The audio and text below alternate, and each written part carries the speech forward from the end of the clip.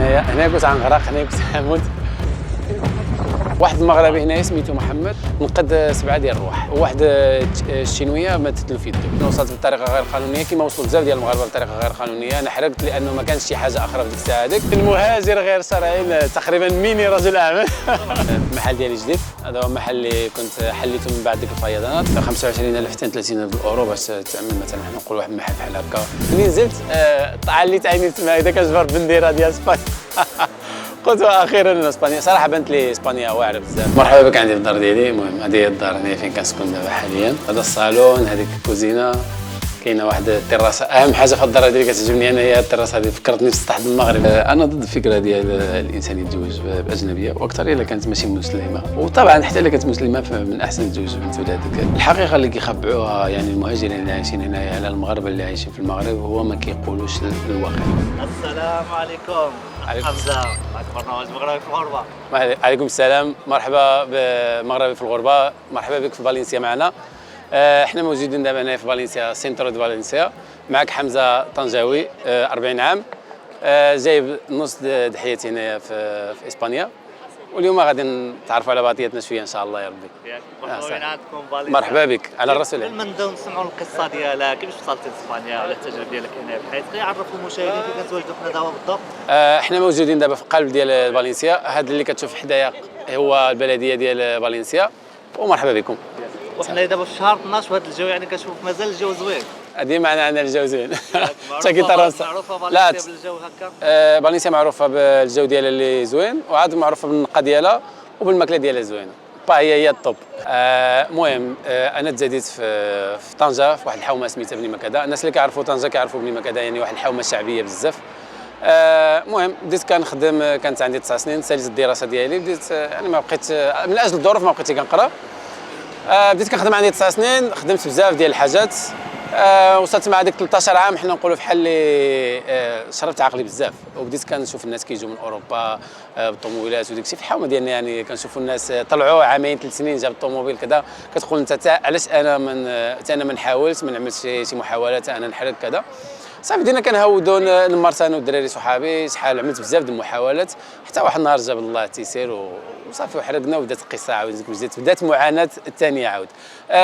على فكره انا ما كنشجعش الناس يحرقوا، انا كنعاود على القصه ديالي. انا وصلت بطريقه غير قانونيه كما وصلوا بزاف ديال المغاربه بطريقه غير قانونيه. انا حرقت لانه ما كانش شي حاجه اخرى في ديك الساعه هذيك، وانا ما كنشجعش يعني الدراري مينوريس باش يحرقوا ولا شي حاجه. كنسمعوا القصه ديالك اللي تكون داك الشيء اللي كاين. حنا بالعكس تقدر تحفز واحد اخر وتكون انسبيراسيون لواحد اخر، لانه واحد الانسان حنا نقولوا خلقتي في مستنقع الفقر وجيتي وعملتي بزاف د الحاجات، وصلتي وحققتي بزاف د الحاجات الاحلام ديالك، فهذه واحد الحاجه مزيانه كنشوفها. انا بديت كنهود المرسى ملي كانت عندي 13 عام، تخيلتيني يعني كنت كنخدم، كنبقى نهار كامل خدام، وكنت كنهود المرسى عندي 13 عام. ومن بعد عده محاولات صافي جاب الله التيسير واحد النهار وحرقنا. انا حرقت في كاميون، يعني ما جيتي في لانتا ولا في باركو. المهم حرقت في كاميون. ملي وصلت لاسبانيا اول ما كنعقل راسي ملي نزلت من الكاميونه، كنت انا في التشابو ديال الكاسكيطه ديال الكاميون. ملي نزلت طعليت عيني تما هكذا كنجبر بنديره ديال اسبانيا. قلت اخيرا اسبانيا. صراحه بانت لي اسبانيا واعره بزاف، فهمتي. قلت يعني كيبان الفرق. تخيل انت خلق بني مكاده وديريكت حارق لاوروبا، يعني كيبان لك فرق بزاف وداك الشيء. والحمد لله صافي من تما انا يعني ما مشيت لا سينترو دي مينوريس لا حتى شي حاجه، لانه ديجا كانوا عندي خوتي هنايا، وصافي مشيت عند الاخوان ديالي وصافي من تما بدات القصه بشويه بشويه. اول حاجه كنت ملي نزلت في الخزيرات تلاقيت اول واحد بان لي واحد الدري مغربي. ملي تلاقيت ديك الدري مغربي سولته، قلت له انا باغي نطلع لمدريد. صراحه هو اللي عاوني، هو اللي شرى لي البي ديال الطوبيس. صافي طلعت لمدريد، وثاني واحد التليفون صغير عمل لي فيه واحد الترخيطه. ملي وصلت 6 الصباح عيط الاخت ديالي، قلت لها انا هنايا. الاخت ديالي ما صدقاتش، فهمتي. صافي جات مورايا صراحه، استقبلوني العائله مزيان في ديك الساعه هذيك، وصافي الحمد لله. من تما بديت دخلت المدرسه، بديت كنقرا اللغه. ومن بعد صافي ملي زدت كبرت واحد شويه عملت كورسوس ديال الحلاقه، عملت كوزينه، عملت بزاف د الحاجات قريتهم. واهم حاجه هو اللغه. الانسان ملي كيجي يحرق لهنا خصو يركز على اللغه مزيان. العكس بزاف الناس كيجيو لهنا وما كيتعلموش اللغه، وكتحرف لهم من بعد ملي كيكبروا ما كيعرفوش يتكومونيكاو مع الناس بزاف، ولا كتلقاه كيهضر بالاسبانيه مهرسه. اهم حاجه هو تعلم اللغه، تركز على اللغه مزيان، باش حيت هذيك اللغه تقدر تفتح لك بزاف ديال الابواب من بعد ان شاء الله. المهم هذا الشيء اللي عاودت يعني غير واحد الطريف من القصه ديالي. كجميع المغاربه كل واحد عنده القصه ديالو. المهم غنخليو شويه الماضي اللور ودابا غنجيو للحاضر. حاليا حاليا شنو كنعمل؟ عندي الحمد لله عندي الصالون ديالي ديال الحلاقه، واحد الصالون سميتو مستر باربيتاس. وما كنعملش غير يعني صالون الحلاقه، عندي حتى الخدمه الثانيه ديالي هي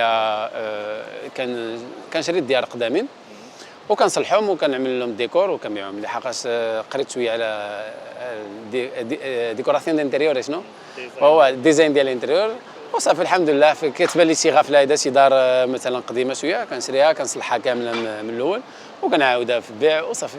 يعني رجل اعمال، يعني من غير شرعي، من مهاجر غير شرعي تقريبا ميني رجل اعمال. طبعا الواحد يعني شي بشي. المهم الاحلام الكبارين، اهم حاجه هو يكون الانسان. شوف اهم حاجه بغيت نقول واحد النصيحه للدراري، فاش قبل ما تجي لاوروبا خص يكون ديجا عندك الحلم واضح في عينك. يعني تجي لهنا ما يكونش عندك ديك العقليه ديال غنجي لاوروبا باش نشري حديده باش نهود المغرب نبان. لا ماشي ضروري تبان، ما خصكش تبين، خص تخلي داك الشيء اللي كتعمله هو اللي يهضر عليك. مثلا تعمل المشروع ديالك، هذاك هو اهم حاجه. تشري دار، تعمل شي حاجه، ماشي غير تفكر تعمل طوموبيله واعره باش تهود المغرب تبان باش يقولوا فلان طلع لاوروبا وعمل فلوس. يعني خصك تخدم على المستقبل ديالك بطريقه بحال هكا صحيحه، ما تجيش تضيع الوقت ديالك. حيت بزاف الدراري كيجيو لهنا فعوض يصلحوا الحياه ديالهم ويحققوا الاحلام ديالهم كيجيو لهنا كيخرجوا على الحياه ديالهم. فهمتي؟ شحال من واحد كيتبع الطريق اللي خايبه، شحال من واحد ما كيتبع الطريق ديال النصارى في الاخر ما كيوصل حتى شي حلم ديالو. هذه هي النصيحه ديالي للشباب اللي غيجيو حارقين. قبل ما تجي لهنا خصك تكون ديجا عارف شنو اللي باغي توصل له، حيت كنشوفوا بزاف ديال الدراري هنا ملي كيجيو لاوروبا كيكون كيحلم في المغرب اللي باغي يوصل للاحلام ديالو كذا الى اخره. فاش كيجي لهنا كيضيع، يعني سواء كيسعى في الطريق ديال النصارى، سواء كيدع في البليه، سواء كيعمل شي حاجات اللي ماشي هما هذوك. انت خصك ديما تفكر باللي خليتي داك البلاد، هجرتي، سمحتي في والديك، سمحتي في الاخوان ديالك باش تجي لهنا باش تحقق الاحلام ديالك وتحسن يعني من السمعه ديالك ولا يعني تحسن من الظروف ديالك.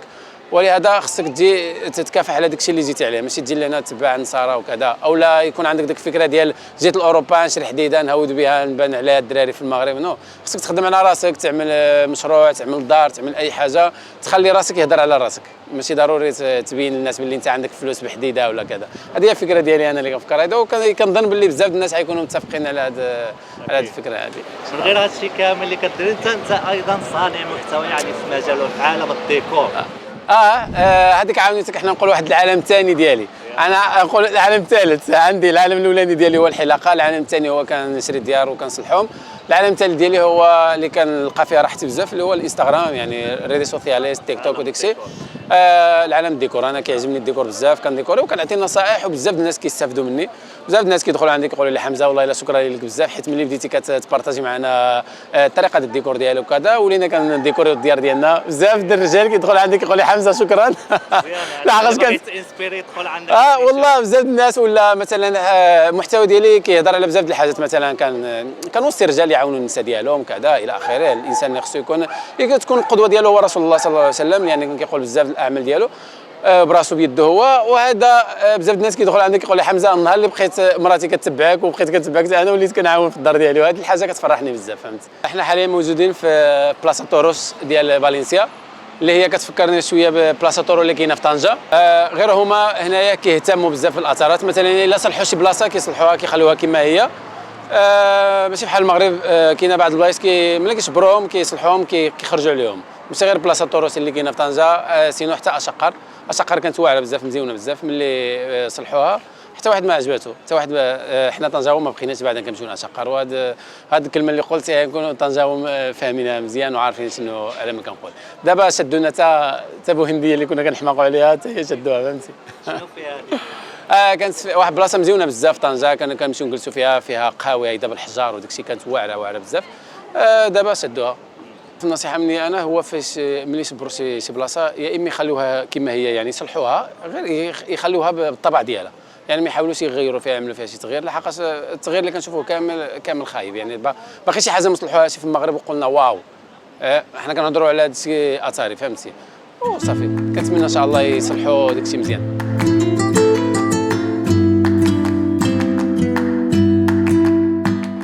المهم فايدا اللي داز هنا في فالنسيا كنت انا خدام، هذا هو المحل ديالي قديم.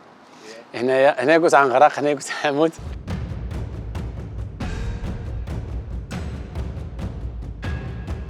كنت انا خدام هنايا في هذا المحل هنايا.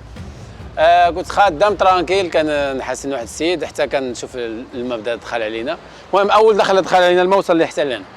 صافي ديك الساعه من بعد هزيت التليفون ديالي وهزيت واحد بورسو كان عندي داخل وصافي، وخرجت. ملي خرجت من الزنقه جبرت الحومه كامله بدات كتغرق. من بعد الجار ديالي هذا اللي ساكن فوق مني هو اللي حل لي الباب وصافي، وطلعت لعنده وبقيت هنايا. دوزت هذه الليله كامله هنا في هذه البلاصه هذه اللي كتشوف. كانت تجربه خايبه بزاف لانه كنا ضاع كل شيء، ما بقى عندي حتى شي حاجه. انا تخيلتي ناس سنين الخدمه ولا انت في واحد البلاصه خصك تبدا من الزيرو. واكثريه انا مثلا يعني المحل كنت يشدو من عند واحد السيد، يعني ما كان عندي فيه لا سيكور ولا حتى شي حاجه. يعني ما كانش عندك تعويض يعني؟ لا انا ما كان عندي التعويض كان عند مول المحل، فهمتي، الاولاني اللي صافي. من بعد ديك الساعه ورجعتي تبدا من الزيرو. رجعت ديك الساعه من بعد 4 شهور. لا، واحد الحاجه مهمه هي ملي معنا تبارك الله عندي كليان بزاف هذه الحومه هذه. شريت ماكينات، شريت واحد الصاك وبقيت كندور على الناس في الديور ديالهم. كيعيطوا لي الدراري، يعني الكليان ديالي اللي كانوا عندي دائما كاع حمزه اجي حايسنا، كنمشي عندهم الدار وبقيت هكاك دوزت تقريبا شي 8 شهور هكاك. وبقيت كنقلب على كرا حتى ملي هنا ما لقيت حتى شي حل معاهم. من بعد لقيت واحد كرا هنايا في دابا ديك الساعه نهاود المحل الجديد ديالي. تصبرت المحل وبديت من الزيرو عاود. كريت المحل صلحته كامل. المهم صلحته بيدي انا ومع واحد الدري صاحبي وصافي، والحمد لله رجعت فتحت المحل ديالي من جديد. كيجيب الله بعد النوبات الانسان ما خصوش يطيح. الا وقعت شي حاجه خايبه بحال هكا فالانسان ما خصوش يفشل ولا يقول اوكي صافي انا ضاع لي كل شيء. تحاول تبدا من جديد، تحاول تكافح، تحاول ترسم الاحلام ديالك قبل عينك وتكافح عليهم وغادي توصل لاي حاجه اللي عملتيها قدام عينك. كون متاكد الا كافحتي على الحلم ديالك 100% فغادي توصل له، يعني مستحيل ما توصلوش. كنسمعوا انه المغاربه في هذيك الفيضان خداو واحد الصوره زوينه حيت المغاربه كانوا كيخرجوا كيتساعدوا. سي على هذا الموضوع صراحه كانوا بزاف ديال الناس اللي عملوا مبادرات مزيونين بزاف. اكثر هنا في كطروخه، هنا في الجهه ديال الفافار، حيت هادو بوبلو جاو قرابين على بعضياتهم. مثلا شي هذا بوبلو وحده، غير من هذيك الرامبوان الفوق كاينه بوبلو وحده. كان بزاف د المغاربه خرجوا كيطيبوا الحريره، كيطيبوا الرغايف والحارسه وداك الشيء هذا كامل. وصراحه كانوا عطاو واحد التصويره واعره بزاف كاع. انا خرجوا حتى كانوا كينقدوا يعني من الناس. واحد المغربي هنايا سميتو محمد، هو كيسكن في هذه الزنقه، كان كليان ديالي كيجي يحسن عندي. نقد 7 ديال الرواح، 7 ديال الناس، وواحد الشينويه ماتت له في يده، فهمتي. والله زعما صراحه عملوا بينوا صوره واعره بزاف. حتى اسبانيول تبدلت لهم الفكره علينا. عاد ولاو كيعرفوا باللي ماشي مغاربه كاملين خايبين، حيت دابا مؤخرا ولاو بزاف ديال الدراري اللي كيحرقوا كيجيو لهنا كيسرقوا كيعملوا كيعطيو واحد الصوره خايبه على المغاربه. يعني ما كيوسخوا لنا حنا، نقولوا بحال كيوسخوا السمعه ديال المغاربه كاملين. ولكن الحمد لله دائما كاين اللي كيوسخ وكاين اللي كينقي الصوره ديال المغاربه. علاش انا قلت لك قبيلتي فاش كتحرق وكتجي شي دوله اخرى خصك تعطي الصوره، ماشي خصك غير تجي تكافح على الاحلام ديالك، سينو خصك تجي تكافح على الاحلام ديالك وتعطي صوره مزيانه. باش اول حاجه انت كسفير، يعني انسان مسلم عربي مثلا مغربي ولا تكون من اي دوله كنتي، خصك تعطي واحد الصوره زوينه على بلادك وتعطي الصوره زوينه على دينك، باش هكا ما ياخذوش علينا واحد الصوره خايبه ونبانوا حنا ديما خايبين. دائما كتسمع ديك الكلمه ديال مورو. يعني بحال واحد الصوره المغاربه هنا في اسبانيا شويه نقولوا محتكره. ماشي محتقره لانه السبب ديالها حنايا، يعني ماشي الناس اللي كيعملوا بعض الحاجات خايبين. سواء كاين بزاف هذا اللي مثلا شنو اللي كيخلي الصوره المغربيه هنا في اسبانيا تكون واحد الصوره شويه طايحه اذا جينا قارنا مع الدول الاوروبيه اخرى؟ مثلا دابا في اسبانيا هنا كتعرف ان كاين سينتروز دي مينوريس بزاف، كيجيو الدراري معذورين. انا مثلا كنحاول نفهم ديك الدراري اللي جا لهنا حارق ولا والديه. حنا يعني كنحاولوا عا باش اوكي انا دابا نشرح لك دابا النظره ديالي. انا كنشوف مثلا الدراري ان حنا حرقنا وجينا وعارفين شنو كاين. مثلا كاين بزاف الدراري ملي كيجيو لهنا كيتلاقاو مع دراري اخرين كيوليو يخرجوا يمشيو يسرقوا، فهمتي. كيسرقوا اغلبيه كيسرقوا شوارف. مثلا كتكون مرا ماشيه بالسلسله ديال الدافع عنقها كيمشي كيزولها لا وكيهرب. وهذا الشيء هذا راه مصور في فيديوهات وطلعوا بزاف في يوتيوب وبانوا بزاف الحقائق. شنو كيوقع؟ كيوليو يشوفوا غير ديك المغربي اللي خايب، ما كيبقاش يبان لهم المغربي اللي مهندس، المغربي اللي جا لهنا قرا، والمغربي اللي محامي. وكاين ناس عندهم شركات هنايا كبارين كمغاربه، هما ديما كيشوفوا غير هذاك بونتو اللي كحل. فهمتي ديك النقطه السوداء. وهذا الشيء هذا علاش حنا كنوصيو ديما الدراري فاش تحرق لهنا مثلا لو عتوك غير تاكل وتنعس في شي سينترو دي مينوراسيون ولا شي، حاول تقرا، حاول ديك الجهد ديالك اللي غادي تضيعو في السرقه وتخالط مع الناس اللي خايبين، حاول تعمل في شي حاجه مزيانه، فهمتي يعني ما تضيعوش في شي حاجه خايبه باش ما توسخش الصوره ديالك والصوره ديال ولاد بلادك. دابا جبرتيني انايا في المحل ديالي الجديد، هذا هو المحل اللي كنت حليته من بعد ديك الفيضانات. سميتو مستر باربيتاس، لا انا اسبانيول دائما ملي كانت عندي واحد اللحيه شويه طويله هكا كيعيطوا لي باربيتاس الملتحي. يعني هذا المحل هذا اصلا ديجا خديته كان قديم بزاف وعاود صلحته من الزيرو كامل. واهم حاجه عندي في هذا الصالون هذا كامل هو هو التيشيرت المغربي. هاد التيشيرت هادو عندهم واحد القصه اللي هي عزيزه عليا بزاف. المهم ملي كان وقعت الفيضان ديال دانا كنت ضاع لي هذاك المحل ديالي وكل شيء، وما عندي كليان اوفياء بزاف الحمد لله، بقاو كيعيطوا لي من بعد دانا، وكنت كنمشي عندهم للديار ديالهم كما قلت لك قبيله تيب الروتين في يدي والصاك في طاري وكنمشي نحسن لهم. احنا نقولوا مثلا تخيلي الا كان عندك 1000 كليان عيطوا لك غير واحد 200 كنتي كتمشي عندهم، هذاك الكليان الاوفياء اللي كنت كنشوف انا باللي انا عزيز عليهم وكذا وكانوا كيتعاونوا معايا وكنمشي عندهم وكيخلصوك بزياده وكذا. قلت علاش انا ملي نفتح محل جديد ما نعملش واحد كاميسيتا ديال المغرب وواحد كاميسيتا ديال اسبانيا ونقول لهم هما يفيرمي، هذوك هما الابطال ديالي بصح. وصراحه الا جيتي انفوكيتي هنايا عاد تشوف الاسم ديال سيرخيو ديال اخ ديال اسبانيا. حيت انا في هذه الحومه هذه اللي ساكن فيها انا ما فيهاش مغاربه، فهمتي فيها شويه. نقدر نقول لك انا عندي واقيلا شي 3 ولا 4 كليان مغاربه، باقي كلشي اسبانيول.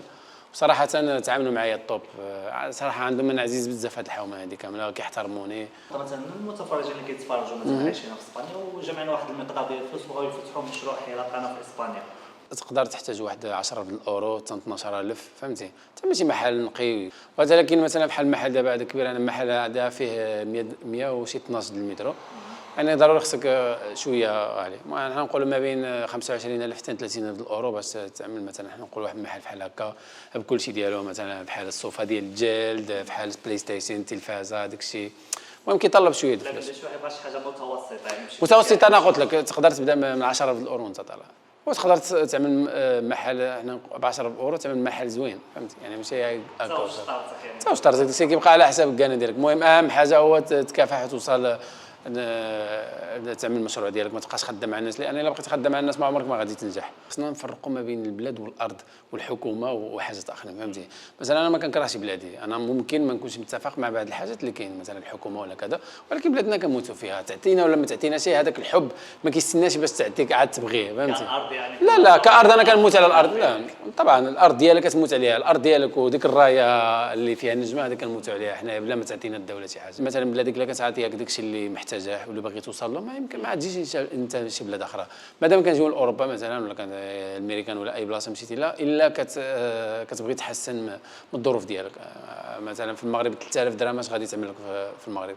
وطبعا كاين الناس ناجحين في المغرب، الناس اللي قاريه ولا الناس اللي واصله ولا الناس اللي عندهم معارف وكذا، ولكن كنتي واحد الولد او انسان عايش في واحد الحي شعبي وكذا صعيب توصل.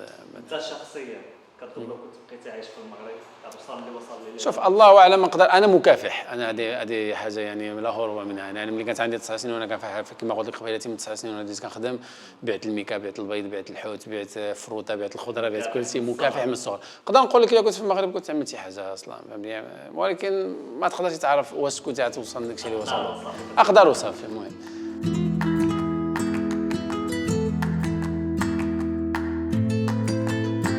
مرحبا بك عندي في الدار ديالي. المهم هذه هي الدار هنا فين كنسكن دابا حاليا، الصالون، هذيك الكوزينه، كاينه واحد التراسه. اهم حاجه في الدار هذه اللي كتعجبني انا هي التراسه هذه، فكرتني في سطح المغرب. كاين المشكل ديال السكن يعني ما كاينش. كاينه بزاف. هذا المشكله هذه مؤخرا ولات بزاف في اسبانيا كامله. اكثريه دابا فاش كتكون مغربي فكاع ما كيبغيوش يكريو لك هذه الاولانيه. ابار اللي كيبقاو يطلبوا لك مثلا النوميناس، سيغورو، بزاف ديال الحاجات. واكثر يكرا غلا. مثلا دابا انا ملي جيت من فالنسيا هذه واحد 6 سنين، حيت انا كنت ساكن في مدريد، كان كرا هنا 350 400 الاورو. عمل وقع دانا الفوق ولا كرا ب 900 850. مثلا دابا بحال الدار ديالي بحال هكذا الا بغيتي تكريها خاويه يعني ما مبلده ما والو 950 الاورو 900 فهمتي. اكثر في هذه الحومه هذه اللي انا قريب من فالنسيا بزاف 10 دقائق. الدار هذه مثلا الا باغي تبيعها ولا المشاهدين اللي باغي يشري هذا الدار مثلا حنا شوف الثمن في السوق هنا دابا حاليا بس مثلا تاخذ واحد الدار بحال هذه مصلوحه مثلا حنا نقول انا مثلا الدار هذيك اللي بعت ماشي بزاف كانت مصلوحه مع لان كنبيعها هكذا بفراش بكلشي مثلا ياك حنا نقولوا مثلا انا بغيتي تبيع واحد الدار بحال هذه فيها شي 79 متر ياك تقدر 79 متر تقدر مثلا تقام عليك واحد 160 مليون 160 165 هذا هو الثمن ديال السوق دابا هو نورمالمون هنا في هذه الحومه هذه متر كوادراتو يعني متر كاري عامل 1600 1700 المترو ياك ولكن طبعا حتى شي واحد ما كيبيع بداك الثمن هذاك واش كيبيع شويه زايد لانه ما كايناش السكنه ما كاين ازمه السكن طبعا مثلا دابا انت حنا نقولوا هاد الدار هذه الا بغيتي تشريها مثلا في دارنا ضاربه فيها الفيضان وكل شيء غتاخذها بواحد حنا نقولوا 80 85 حتى 90 مليون لا من بعد غتخسر عليها بالاصلاح ديالها واحد 35 مليون تستنى 40 مليون تقدر تخسر عليها على حسب داكشي اللي غتعمل لها حنا نقولوا الا خسرتي عليها 30 مليون مع الكتابه هنا ملي كتشري الدار مثلا حنا نقولوا ب 100 مليون خصك تخلص الاسيندا اللي هي الدوله خصك الماليه خصك تخلصوا مع 10% يعني بقات 100 مليون ولات 110 مليون زائد داك موبيلياريه اللي غتجيب لك ديك الدار خصك تخلصوا من واحد 3 مليون زائد الايبا ها هي ولات 4 مليون ونص زائد الريخيسترو النوتير داكشي المهم عاد تخرج لك واحد 1000 الاورو زايده الدار ديال 100 مليون بكل شيء ديالها بكاستو ديالها بكل شيء ديالها غطيح لك حنا نقولوا بواحد 15 مليون زايده فهمتي يعني غتولي هي 115 مليون واذا صلحتيها ب 30 مليون هي غتولي 145 مليون من بعد خصك تبيعها حنا نقولوا بواحد 180 ولا 170 غادي تربح فيها حنا نقولوا واحد 25 مليون ولا 30 مليون هذيك 3 مليون اللي ربحتي منها خصك تخلص داك الموبيلياري اللي غتجيب لك اللي غيشري لك واحد 3 مليون زائد الايبا هي 4 مليون ونص زائد 21% للدوله خصك تخلصها عاد ملي كتبيع وحاجه اخرى ملي كتصلح مثلا الا صلحتي ب 3 مليون خصك تخلص للبلديه ديال اسبانيا الرخصه ديال الصلاح 5% يعني ما بين الشراء 10% وصلاح 5% والا بعتي كتخلص 21% تقريبا الدوله كدي معاك 36% في البيع والشراء. شنو هو اهم الاخطاء اللي كيوقع فيهم هنايا المغاربه في اسبانيا؟ اهم الاخطاء اللي كيوقعوا فيهم الشباب المهاجرين اللي كيجيو لاوروبا كاع ماشي غير في اسبانيا هو فاش كيجيو لهنا يعني كيتبعوا واحد الطريق خايبه مثلا كيتلاقاو مع دراري اللي ديجا هما جايبين واحد 5 سنين ولا 10 سنين ولا 20 عام هنا وما عمل حتى شي حاجه في الحياه ديالو فهما كيوريوهم ديك الطريق الخايبه اللي كيمشيو فيها حتى هما كيصدقوا كيضيعوا الحياه ديالهم بزاف ديال الدراري كيجيو لهنا كيساعفوا الناس اخرين كيصدقوا ما كينجحوش في الحياه ديالهم لانه واحد ما نجحش في الحياه ديالو طبعا ما غاديش يتمنى لواحد اخر ان شاء الله جا ينجح عليه ولهذا كيديه في ديك الطريق اللي مشى فيها هو وهذا هو اكبر خطا اللي كيوقع فيه الدراري والاكثريه كيمشيو في طريق النصارى مثلا كيجيو لهنا كيوليو عاطينها كيجبروا التسهيلات هنايا الشراب موجود الدروغه موجوده البنات موجودين كلشي موجود كيبقاو ماشيين في ديك الطريق هذيك وما كيضربش الحساب لراسو حتى كيلقى مثلا دازت واحد 5 سنين ولا 10 سنين وهو ما عمل فيها والو فهمتي وحنا كنشوفوا بزاف ديال الناس كيجيو لنا لاوروبا ضاربين 30 عام ولا 25 عام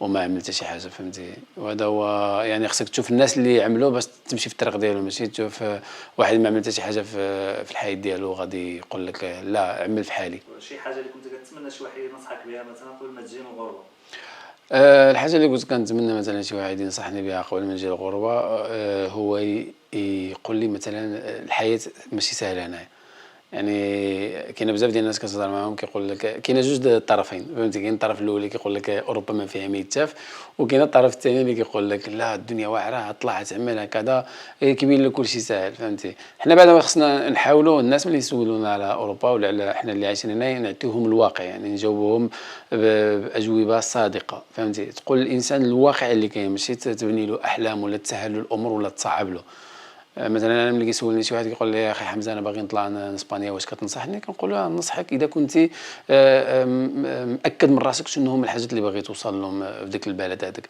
يعني عارف راسك علاش جاي لاوروبا مثلا انا جيت لاوروبا عارف راسي علاش جاي لاوروبا شنو هما الحاجات اللي باغي نحققهم شنو هما الحاجات اللي جيت عليهم ماشي غير جيت وصافي مثلا من الاول انا كنسول شي واحد علاش جيتي لاوروبا ملي كيقول لي باغي نعمل شي طوموبيله واعره وكذا ونعاود المغرب كنعرفوا صافي هذاك تفكيره فاشل الحقيقه اللي كيخبعوها يعني المهاجرين اللي عايشين هنايا على المغاربه اللي عايشين في المغرب هو ما كيقولوش الواقع يعني ما كيقولوش الحياه كما هي اغلبيه مثلا كيعاود المغرب بطوموبيله زوينه سواء كاريها سواء شاريها ولكن هو غرق كريدي هنا مثلا ولا دخل في الربا، ولا مثلا حيتو كامله هو كيكافح باش يشري ديك الطوموبيلات كيهود المغرب غير باش يبان باللي هو عنده ديك الطوموبيله زوينه ويدوز الصيف مزيان ويطلع في حالهم.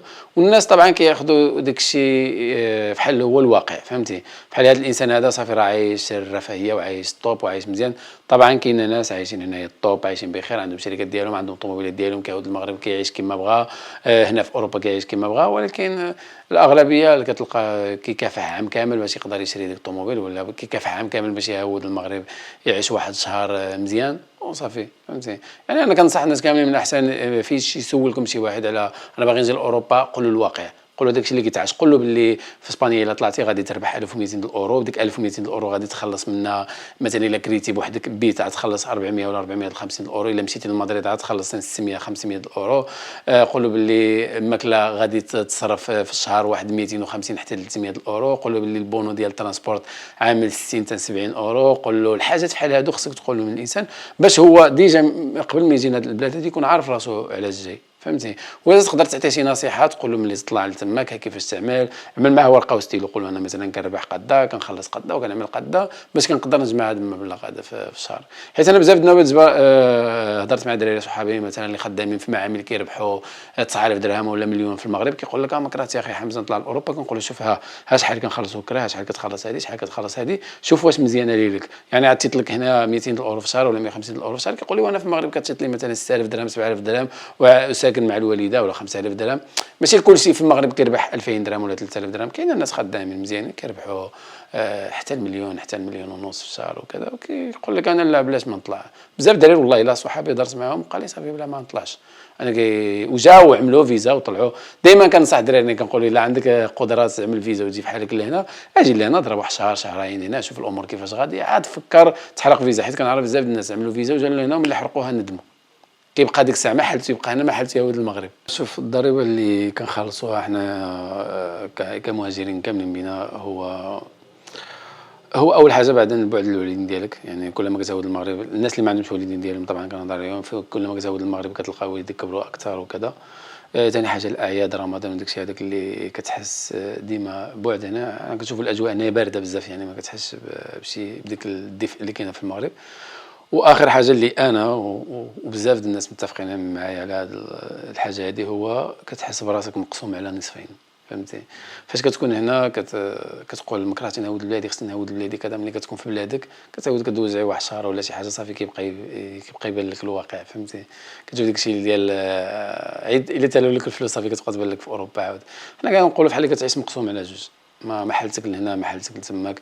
كتقول ما كرهتش نعاود نعيش في بلادي، ملي كتعاود لبلادك كتشوف الواقع، كتشوف الحقيقه المره اللي كاينه في البلاد، فكترجع بحالك لهنا. عاود كتجي لهنا ملي كتشوف راسك بوحديتك بقيتي بوحديتك ما عندك ني عائله ني حتى شي حاجه كذا، كتحس براسك عاود كتقول ما كرهتش ترجع للمغرب، كتبقى عايش حياتك كامله هكا.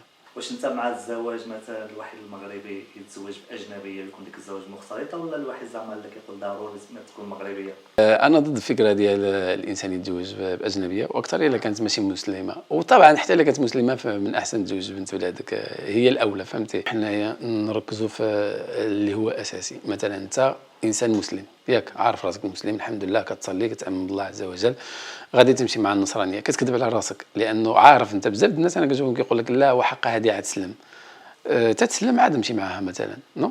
او لا اغلبيه كتقول لك لا انا ما نسلم، ما نعمل حتى شي حاجه، انا مسيحيه، وكتجبرها حتى هي ماشي تا مسيحيه كاع، هي ما متبعينش الدين ديالهم، لان كنعرفوا حنا الاسبان ولا النصارى كاملين ما متبعينش الدين.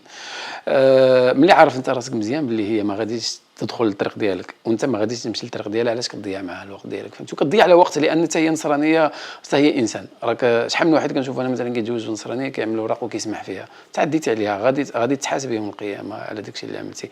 ولهذا انا كنصح شوف اخي، واخا تعطل 5 سنين واخا تعطل 10 سنين ما تبرش الوراق ديالك، المهم على الاقل عاد تجيبهم من دراعك. او الا كنت غتزوج تزوج بنت بلادك وصرحها من الاول، قول لها شوف بنت انا ما عنديش الوراق، بغيت نتزوج باش تعاوني نعمل الوراق ونخدم وانا معاك، يعني ما غاديش نسمح فيك، فهمت؟ ولكن كتبقى واحد الصعوبه، يعني كنعرفوا المغربيات معظم المغربيات فاش كتلقى شي واحد ولد بلاده وما عندوش الوراق يعني ديجا اوتوماتيك كتحكم عليه. شي عادي انا بدي وقعت لي، انا بدي شحال هذه ملي كنت باقي بلا اوراق وداك الشيء، انا مثل الوراق تكمل 26 عام. كتجيبها قلت كتلاقى مع شي بنت الناس، وانت النوايا ديالك حسنه، مثلا كتقول انا ما كرهتي غير تعاوني انا من الوراق ديالي وانا معاك. ولكن هذا ماشي مشكله ديالي انا ولا ديالك انت، هذا مشكله ديال الدراري اللي دازوا ديجا قبل مننا حنايا. كنعرفوا كاينه بزاف ديال الناس خايبين، مثلا كتلقاه ماشي على مصلحته باغي غير شي وحده تعمل له الوراق، غير كتعمل له الوراق كيقول السلام عليكم كيمشي، سواء مغربيه سواء نصرانيه. بزاف د المغاربه كنعرفهم انا تزوجوا وضحكوا على بنات بلادهم، يعني اللي هي خصو يعتبرها بحال اختو، كيصدق كيضحك عليها، كتعدل الوراق ديالو كيسمح فيها. ولهذا ما بقاوش كيطيقوا نفس القصه اللي قلت لك انا قبيلاتي. علاش اسبانيول ولاو كارهين المغاربه، وعلاش ولاو ضد بزاف ديال المسلمين وكذا؟ في السبب هادشي هذا. كنجيو كيبدا يسرق، هذا كيضرب، هذا كذا. تشوف غير فيديوهات في يوتيوب كتلقى مغربي كيشد بنت من شعرها كيزول التليفون ايفون كذا الى اخره. هادشي هذا باش بغيتي يرجع لينا، طبعا يرجع لينا بالسلبيات، ما غاديش يرجع لينا بشي حاجه ايجابيه. في الاخر كنسوفريو كاملين بينا. نفس القصه كتلقى واحد ولد الناس باغي يجوج بشي بنت الناس، النيه ديالو غير يتعاونوا باش يزيد لقدام ويصدق، يقدر يصدق لحسن من هذاك اللي ديجا عنده الورق ديالو خالق هنايا. ولكن لسوء الحظ كتلقى ديجا شي صاحب التعاودات لا باللي شي واحد ضحك عليها وصافي. كيجبر الله الانسان باش ينجح في الحياه ديالو ماشي ضروري خصو يكون عنده مستوى دراسي. طبعا الدراسه كتوصل لك، القرايه كتقدر توصل لك بزاف ديال الحاجات، تقدر تفتح لك بزاف ديال البيبان.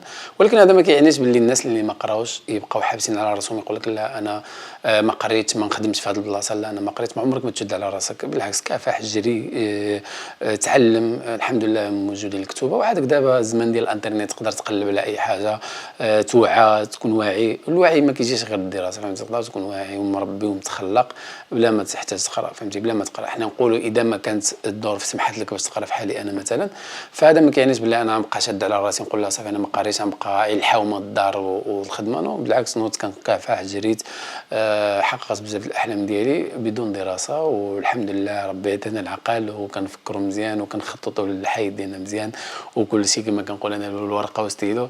الحمد لله الانسان كتكون عنده النتيجه زوينه بزاف في الحياه ديالو. ولهذا الدراسه ماشي هي اللي كتوصل الواحد، بل الكفاح والنيه، ويكون مرضي للوالدين ونرضي الله عز وجل.